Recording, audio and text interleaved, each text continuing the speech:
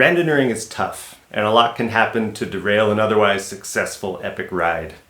For some, imagined worries lead them to pack too much, carrying too much weight in big bags that act like parachutes. For others, they end up underprepared, potentially having hypothermia, bonking, getting dehydrated, or unable to fix simple mechanicals that could all lead to a DNF. In today's video, we'll look at how an overbiked randonneur can pack a light load and still be fully prepared for a demanding brevet experience. For a starting point on what to carry, we first need to just assess our everyday carry. What we add for longer rides in harder conditions will be derivative from this. Now, my everyday carry is nothing special.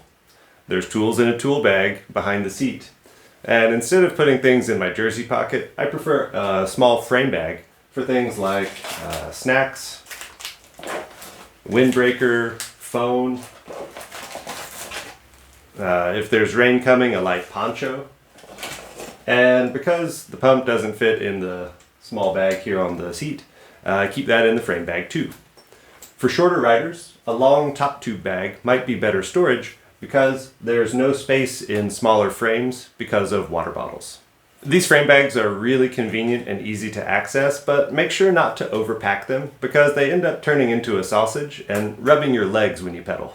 In my tool bag, I carry a spare tube, 3 quick patches, a robust multi-tool, some gloves to keep my hands clean, a quick link, 2 tire levers, and a tiny bottle of lube with some electrical tape wrapped around it. All of this fits neatly inside the bag.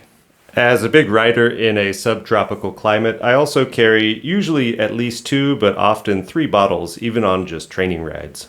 For rides approaching 200K, whether it's a brevet or a long training ride, I like to include a personal care kit.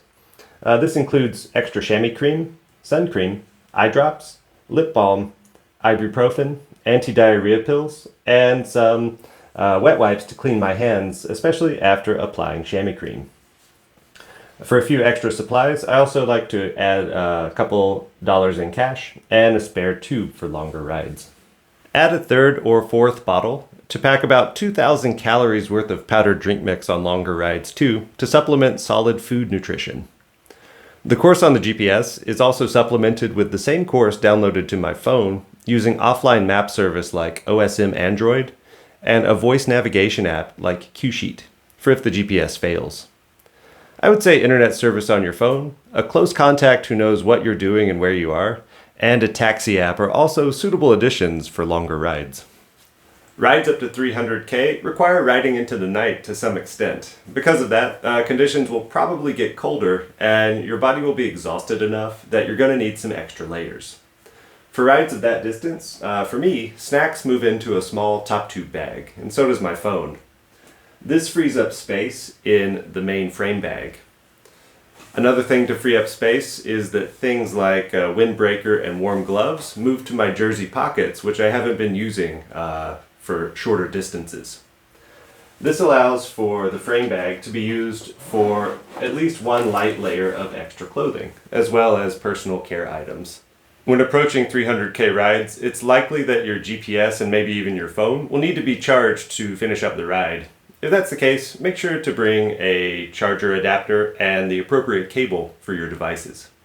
For rides up to 300 kilometers, our storage solution has been able to stay pretty minimal in size and in a way that's in line with the frame, so we're not really adding too much aerodynamic resistance. It passes the eyeball aero test.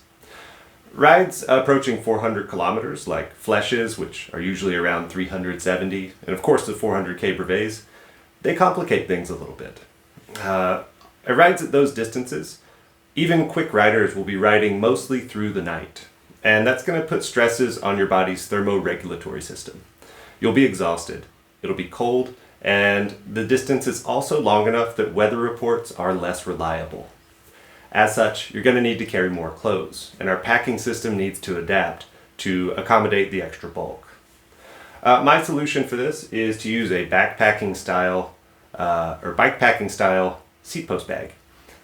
These bags are mostly shadowed in the rider's airstream, and so they shouldn't add too much extra resistance compared to a big box at the front of your bike. They'll also be more aerodynamic than other solutions like panniers and Caradice style bags. This bag does take the space where the tools used to reside, so the tools will have to move into the frame bag, but room has been made by moving any clothing in there into the frame bag.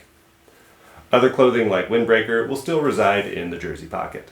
Another added complexity to rides approaching 400 kilometers is that basically all of your electronics will need charging in some degree. This is where the choice between a dynamo power system and a battery really becomes a priority. Dynamos are reliable, they'll keep your lights on all day, and they'll even charge your devices with some of the new add-ons you can use on a dynamo system. The problem is that power comes from your pedaling. It's kind of like the opposite of motor doping. For that reason, I opt for a battery-style charging system. For my solution, I use a 10,000 milliamp hour battery bank, and I have it velcroed on the inside of my frame bag. This allows the cables to reliably stay connected to my different devices as they exit the small hole at the front of my frame bag. The requirements for longer rides like 600k and above are greater than 400k and below. They offer some added logistical challenges, but also some compelling opportunities. Because the required speed for those longer rides is lower, you can actually budget a decent night's sleep at a hotel indoors on these longer rides. This will allow you to recharge your batteries, catch up on needed hydration and nutrition. You can wash dirty kit, and there's a good chance it'll be somewhat dry in the morning. Some event organizers also give the option for you to use a drop bag, sometimes multiple drop bags or drop boxes. Inside these, you'll want to include some fresh kit, extra creams, extra medications, and perhaps some mechanical supplies that you may need to repair or keep your bike in good working order. Stuff like maybe a fresh chain or fresh tire, spare tubes, things like that. Check with event organizers, and if that service is available, take advantage of it. When I thru-hiked on the Appalachian and Pacific Crest trails, this Dropbox system was very popular for hikers. Sometimes hotels and post offices will hold packages for you, hotels especially if you book a room there for the night. With that, you should be able to pack efficiently for a brevet. Be mindful of your nutritional and clothing needs for the conditions you ride in. Test what works and make sure you follow through with that. You should be able to fit everything you need in a packing system like described, but if you do need some extra space, you don't need to put a giant cube on the front of your bike, sucking speed from your effort. Instead, just take a simple dry bag and orient it in line with your aero bars. This will give you a little bit of extra space and not add too much to your frontal area and not in an inefficient shape like a cube. So, ride safe, randonneurs, pack well, and see you in the next video.